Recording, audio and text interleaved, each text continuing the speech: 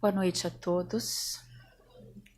Sejam bem-vindos a essa casa de amor, a essa casa que nos auxilia a caminhada, nesta casa que já está sendo protegida, iluminada pelos espíritos benfazejos que trabalham nas noites de quarta-feira.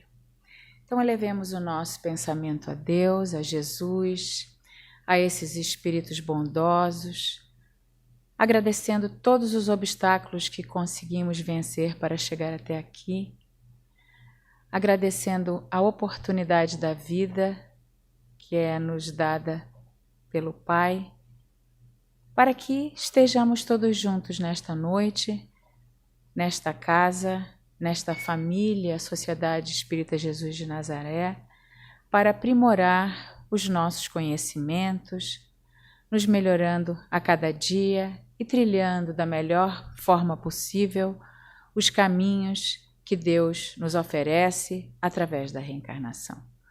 Obrigada, Pai, pela tua bondade infinita e que ela esteja sempre dentro dos nossos corações, hoje e todo sempre. Que assim seja. O Departamento da Família recomendou um tema para que a gente fale hoje sobre parentesco, sobre filiação. E para que a gente consiga entender a magnitude sobre o parentesco, sobre por que eu tenho esse pai, essa mãe, esses irmãos, os avós, como é constituída a família individual de cada um, a gente tem que falar de Deus. Deus, Ele tudo nos dá. Ele nos dá a vida, Ele nos dá o livre-arbítrio e a inteligência. Através desse livre-arbítrio, a gente faz o que a gente quiser da nossa vida. Ele é um Pai amoroso, bom, que nos oferece, na nossa individualidade, tudo aquilo que a gente precisa para se transformar, para se melhorar. Não pode existir pai melhor do que esse. Tudo que a gente tem, Ele nos dá. E uma bênção, um presente maior que Ele nos dá é a reencarnação.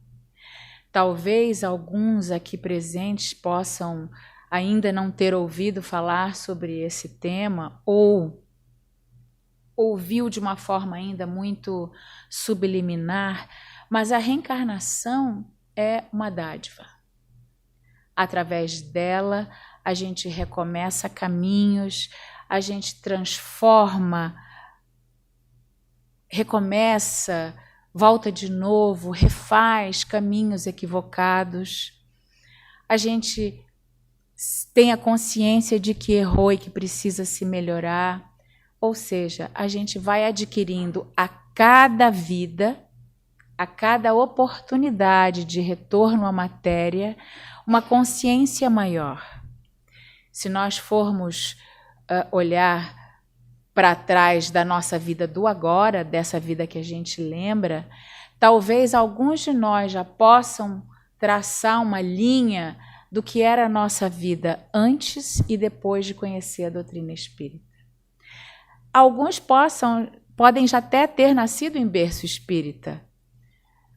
Outros, através de dificuldades, através de dores, foram se aproximando até serem conduzidos até aqui. E muitos de nós chegamos aqui através da dor. E essa dor foi o gatilho, o empurrão para que a gente se transformasse.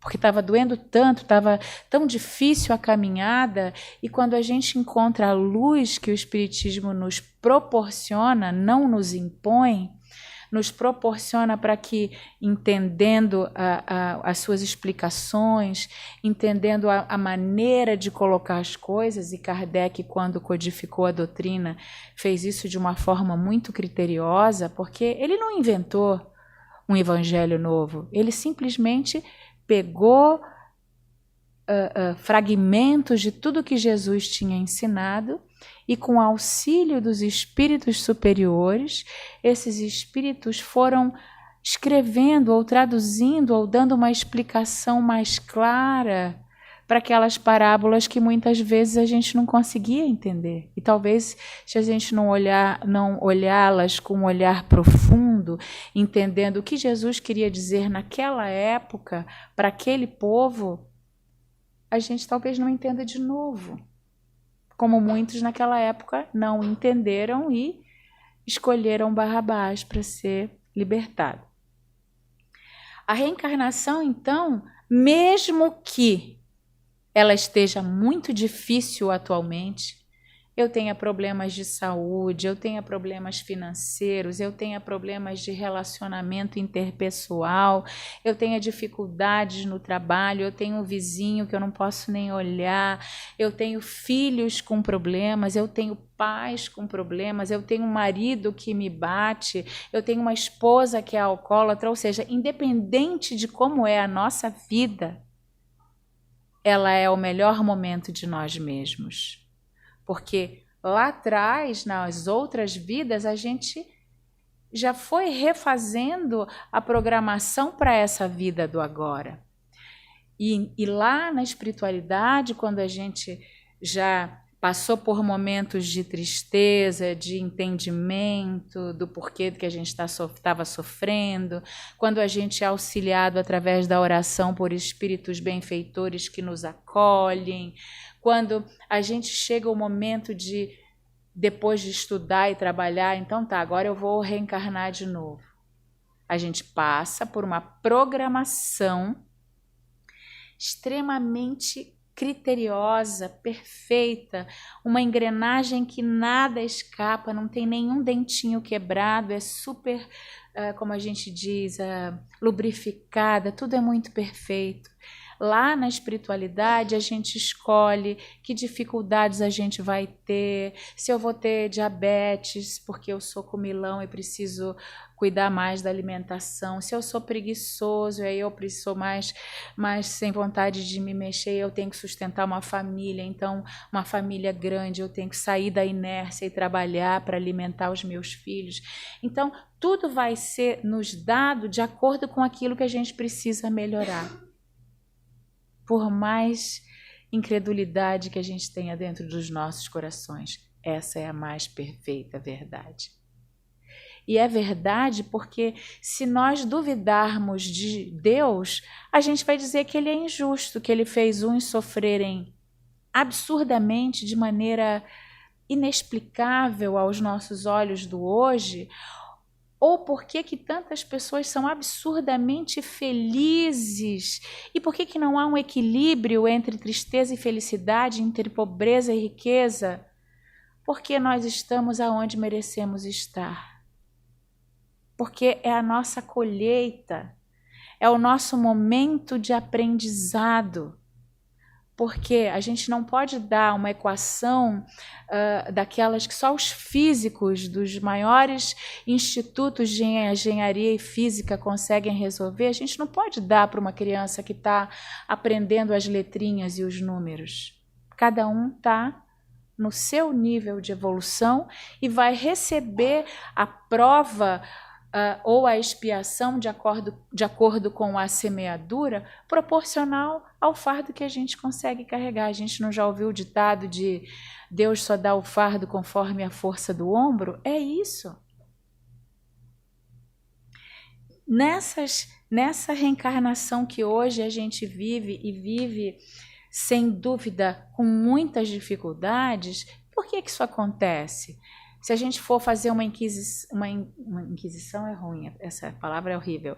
Se a gente for inquirir, perguntar, fazer um questionamento a cada um de nós, a gente vai relatar problemas e dificuldades. Eu tenho um filho que tem depressão, eu tenho um filho que usa drogas, eu tenho uma esposa que está com câncer. A gente vai elencar coisas na nossa vida que são difíceis. E todos temos. E por quê? Porque nós habitamos um mundo de expiação e provas. A gente habita num condomínio. Quem é que mora num condomínio com ponto, deck para iate, com todos os confortos. Essa pessoa tem uma condição financeira para sustentar o valor desse condomínio. Tem gente que mora numa palafita. Cada um está onde precisa estar. E nós habitamos o mundo de expiação e provas porque somos imperfeitos. E cabe a cada um de nós, através dos nossos pensamentos, dos nossos atos e ações, e através do nosso entendimento de quão Deus é infinitamente bom e justo, para que a gente individualmente pratique ações, promova o progresso, promova o entendimento, promova a concórdia, promova a paz e a harmonia entre nós. Porque se a gente sai daqui, todos nós, com pensamentos de paz e harmonia, aonde nós estivermos, a gente vai acalmar o ambiente. Porque a gente não vai atirar gasolina no fogo. A gente vai... Calma, vamos conversar, não é bem assim. Quando você estiver mais calma, a gente volta a conversar e a gente vai se entendendo. Quantas vezes a gente poderia ter apagado o fogo, só ficado em silêncio? E aí, num momento de mais paz, faz bastante prece, pede para que tudo se acalme, a gente volta a conversar e as coisas se entendem. E aí, essa é a função e o propósito do Espiritismo, nos ensinar a paz, nos ensinar a harmonia através do Evangelho do Mestre querido. Através desse amor incondicional que ele veio nos mostrar. E falando em amor incondicional, Deus... Daqui a pouco vocês vão dizer assim, Marlu, se você veio falar sobre reencarnação ou sobre parentesco. Deus, nesse amor infinito, incondicional que ele tem por cada um de nós, naquele planejamento lá antes de encarnar, a gente escolhe quem vai ser a nossa família. Eu, um espírito muito endurecido, peço a Deus que me coloque numa família de espíritos bons, evoluídos moralmente, para que eles me retirem lá do calabouço, da lama, do meu individualismo, da minha ganância, do meu orgulho. E ao longo das encarnações, esses espíritos que são reunidos em família vão se tornando cada vez mais amigos, vão se tornando cada vez mais afins, vão se tornando cada vez mais presos uns aos outros pelos laços do amor e da afinidade e da simpatia. Por isso que a gente vem ao longo de anos e anos e anos e anos e anos, provavelmente por causa desse amor de Deus para conosco, vindo dentro da mesma família. Em algum momento tem uma ovelha negra, é ou não é? Essa ovelha negra, na verdade, Deus entende que aquela ovelha tão perdida, que também é um filho seu, precisa da ajuda dessa família que já vem ao longo dos anos juntos, de mãos dadas, sempre apoiando um ao outro, para que ela sinta a energia desse amor, que é da família espiritual que veio reunida novamente através dos laços da consanguinidade, e que aquele espírito ovelha negra é consanguíneo, mas não é da família antiga espiritual. E aí, através desse amor de pai e mãe, aquela mãe que não desiste em condição nenhuma de tentar salvar o filho da doença, das drogas, dos maus caminhos. Por quê? Porque aquela família quer ajudar aquele ser unido pelo laço da consanguinidade, ou seja, pelos laços da família material. Ao longo do tempo, essa ovelha negra passa a não ser mais ovelha negra. Ela vai se afinizando com essa família agora e vai ter toda uma caminhada ao longo de todos os séculos para aprender sobre a lei do amor e a lei da caridade. Os espíritos afins, algumas das vezes, vêm em famílias consanguíneas separadas. Um vizinho, o dindo de um filho, um colega de trabalho que se conheceram no colégio, virou padrinho de casamento, padrinho do filho, né? Acompanhou toda a geração. Por quê?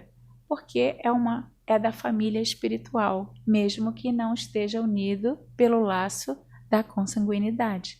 Mas a gente sente naquela pessoa o irmão camarada de todas as horas, que você sabe que conta com aquele amigo, independente de não ter o mesmo código genético. E a gente entende, então, por que a genética, e aí é esse capítulo que está lá no Livro dos Espíritos, a genética transmite só cor de cabelo, cor de olho, estatura, laços que passam de características físicas. O moral, os laços morais, os critérios de progresso espiritual, de evolução espiritual, não é passada pela consanguinidade, pela genética. É essas famílias que já estão juntas há muito tempo, porque foram aprendendo um ser com o outro. Claro que eu posso ter hoje um filho, um ente familiar que, como aquela escolha que Deus oportunizou entrar numa família mais evoluída moralmente, para que a gente ajude aquele espírito a também trilhar os mesmos caminhos, seguindo as leis do Pai e as leis do Criador. Quando essas famílias se reúnem, elas se reúnem ao longo de muitas existências. Eu tive a oportunidade de conversando com uma trabalhadora aqui da casa, que já não está mais aqui com a gente, foi trabalhar na Seara Espírita em outro estado. Ela disse que uma vez ela foi a um casamento e que era uma família muito bonita, e essa trabalhadora, ela tem o dom da vidência, e ela enxergou atrás do altar, enquanto o padre fazia a preleção da união, a celebração do casamento, a bênção das alianças, ela enxergou atrás do altar os avós de ambos os noivos, e que depois ela, assim, conversando, ela conseguiu entender que eram, porque ela não os conhecia, entendeu depois, conversando com o pai ou mãe da noiva, que eram os avós. Esses entes queridos vieram abençoar, vieram desejar que eles fossem felizes, porque estavam naquela caminhada unidos pelo amor, não pelos interesses unicamente materiais. A gente, quando fala, vocês já devem ter ouvido falar, né? Gostos, flores, cores e amores, a gente não discute. Então, a consanguinidade não passa isso para nós. A gente pode até dizer assim, mas o avô era músico, o pai era músico, o filho é músico, o outro é músico, mas por quê? Porque essa família já foi de músicos ao longo de muitas existências, e a tendência à música permanece. Ou jeito de andar, eu tenho a gente tende aqui a não falar coisas de família, mas o meu pai muito queria ter um filho menino. E aí veio uma menina, depois outra menina, depois outra menina. Naquela época não tinha ultrassom, e a minha mãe sempre dizia, olha, eu acho melhor você escolher o nome de menina, porque... E aí vinha menino. Ele queria menino e sempre via menina. Até que um dia veio o menino. O meu irmão caminha, se deita, mexe o garfo na comida como se a gente estivesse vendo meu pai. Isso não é da genética, isso é da convivência de muitas existências anteriores.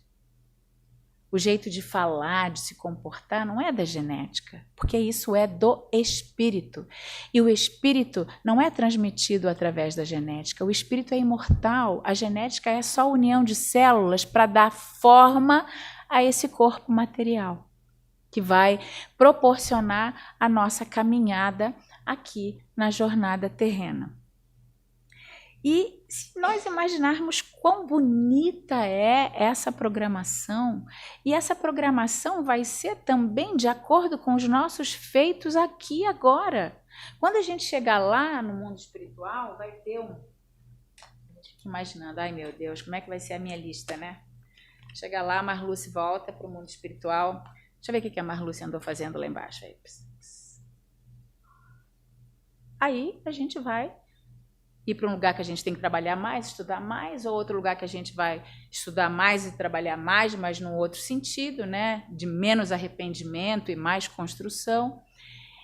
E isso vai fazer com que a gente também se associe a laços familiares com espíritos que são combinantes com o nosso jeito de ser, com essa afinidade, com essa simpatia. Porque a gente vai depois também explicar as antipatias. Eu conheço uma pessoa próxima de mim que diz assim: eu não consigo amar a minha mãe. Viveram as turras, sempre as turras.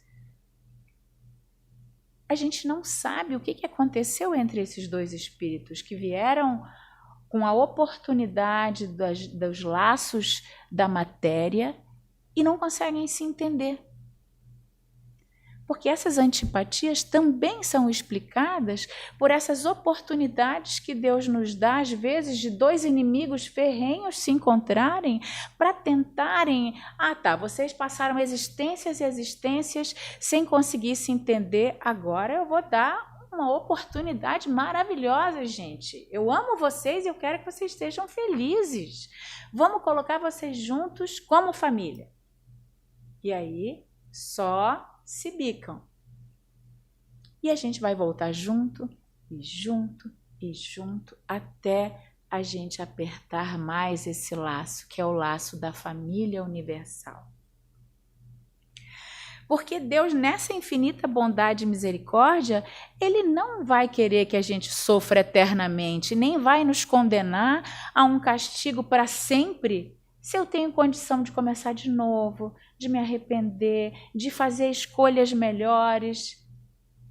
E que escolha melhor do que amar? E amar incondicionalmente, amar mesmo com os defeitos, mesmo com o nariz empinado, porque eu entendo que aquela pessoa é um espírito encarnado que precisa de melhoria. Aí a gente tolera, aí a gente agrada, aí a gente beija, a gente diz eu te amo, e aí aquele espírito vai tirando dele o nariz empinado, a ganância, o egoísmo, a tirania, vai amolecendo, que a gente diz que amolece o coração, na verdade amolece as ideias do espírito, e aquele espírito passa a se conduzir diante da vida diferente. E quando chega lá na espiritualidade, olha, Deus, muito obrigada, foi ótima essa oportunidade, eu quero repetir de novo, eu me sinto melhor hoje. E a gente vai fazendo isso, e o Deus também, nessa maravilhosa bondade e misericórdia conosco, Ele nos dá o esquecimento do passado, porque se eu fui um querido, eu fui ótimo, eu fiz muitas benfeitorias, aí eu venho nessa existência agora, nossa, eu sou tal. Aí caio por terra, lá no meu orgulho, no meu egocentrismo. Da mesma maneira com esses espíritos antipáticos. Se eu lembro que eu era o gladiador, eu e a outra pessoa, nós éramos gladiadores, vivemos a vida inteira brigando, eu venho hoje como pai, filho, mãe, filho, vou continuar gladiando. E o esquecimento do passado faz isso, faz a gente esquecer, temos uma tendência a ter uma ideia mais ou menos do que a gente foi, eu nunca estudei corte e costura, mas eu olho um vestido e eu disse, acho que não foi cortado certo, tá torto, nunca estudei corte e costura. Tem pessoas que tocam instrumentos sem nunca ter lido uma partitura. Eu acho que eu falei para vocês o mês passado na palestra, um menininho de 1 ano e 7 meses teclando no piano. Uma mão ele fazia uma nota diferente da outra. E aí um dedinho fazia assim e o outro fazia assim. Como é que ele não tem nem coordenação para andar? Como é que ele já consegue tocar com uma mão um jeito e outra de outro? Isso é a reencarnação, são as ideias inatas. Esse menino já foi um grande pianista, com certeza. E o nosso esquecimento do passado faz a vida do hoje ficar menos difícil. Como a gente é espírita, como a gente já está olhando as coisas com o ar do lado bom da vida, isso faz a vida ficar mais fácil. E quando a gente acolher a todos com esse olhar da bondade, da misericórdia, do entendimento, praticando o que Jesus veio nos ensinar, que é o amor e a caridade, nós vamos ter não só a nossa família consanguínea, a gente vai ter a família Jesus de Nazaré, a família do Juventude, que não vai brigar com a família do Caxias, que não vai brigar com a família do Inter, e cada um vai ter o seu gosto, e ninguém vai discutir. Como a gente viu, quanta discussão aconteceu, famílias se separaram por causa dos ideais políticos. A gente consegue ter as nossas ideias, cada um tem a sua, e a gente ama e convive e se respeita. Essa é a finalidade da reencarnação, de estarmos juntos, todos, em prol da construção das individualidades melhores, mas juntos nós possamos construir uma universalidade, a individualidade planeta Terra, um planeta melhor, para que todos nós possamos não tirar a Terra da rota que ela está, que aí isso aí era demais para nossa vontade, né? Mas para fazer com que ela mude de categoria para um mundo de espíritos bons, aonde a bondade é maior do que o mal. Ou seja, para que a gente possa construir com as nossas ações, com os nossos pensamentos, o mundo de regeneração. Então, a gente sai daqui hoje com uma tarefa muito grande. Construir dentro de nós um ser melhor, nem que seja hoje eu não vou reclamar de nada. Aí amanhã a gente começa, mas hoje a gente garantiu hoje. E a gente vai fazendo isso todo dia e a gente assume uma nova meta a cada dia. Hoje eu não vou brigar com fulano, hoje eu não vou reclamar no trânsito, que é difícil, mas a gente assume uma meta por dia para não querer ter muitas metas e que talvez seja muito difícil. Mas aí, aos pouquinhos, a gente já vai amansando as feras que nós carregamos dentro de nós e a gente está fazendo isso, construindo esse planeta regenerado. Nem que a gente tenha que dizer não muitas vezes. Não, eu não quero beber e dirigir. Não, eu não quero usar droga. Eu vou trocar de assunto para não fazer fofoca. Esqueci o meu parquímetro, peraí, já volto. Aí a pessoa parou a gente já cortou aquela ideia triste, né? E a gente vai dizendo não, mas não com coerência, não com briga, não com mostrando para outra pessoa que o meu não me torna mais feliz.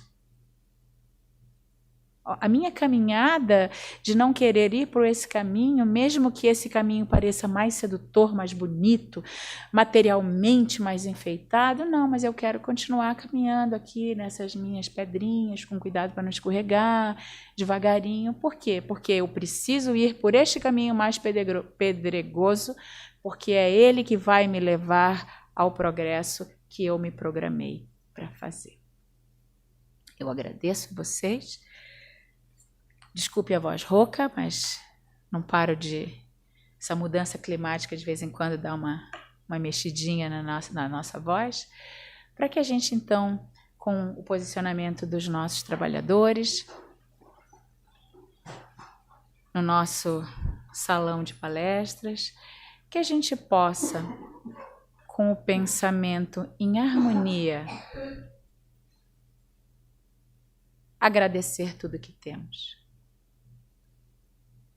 Que Jesus, com as suas palavras de amor, de caridade, nos dê sempre a fé, o ânimo e a alegria para que caminhemos a nossa estrada, sabendo que temos aquilo que precisamos, que somos felizes pela oportunidade da vida, que somos felizes por já ter esta doutrina, a doutrina dos Espíritos, que tanto nos esclarece, que tanto nos ilumina esse caminho que muitas vezes nós achamos que está escuro, negro, mas que através da oração, através da prece, através da renovação da nossa fé nesse Pai infinitamente bom e justo, as luzes se acendem e enxergamos lá na frente o progresso tão almejado que hoje traduzimos como felicidade. Pai amado, ilumina então os nossos caminhos interiores para que retornemos aos nossos lares com esta confiança, a confiança do Pai que sabe exatamente o que cada um de nós precisa. E assim somos muito felizes por estarmos juntos aqui, reunidos em nome de Jesus, agradecendo o Criador por tudo que temos. Que os nossos lares sejam repletos também desta paz e desta harmonia, hoje e todo sempre. Que assim seja.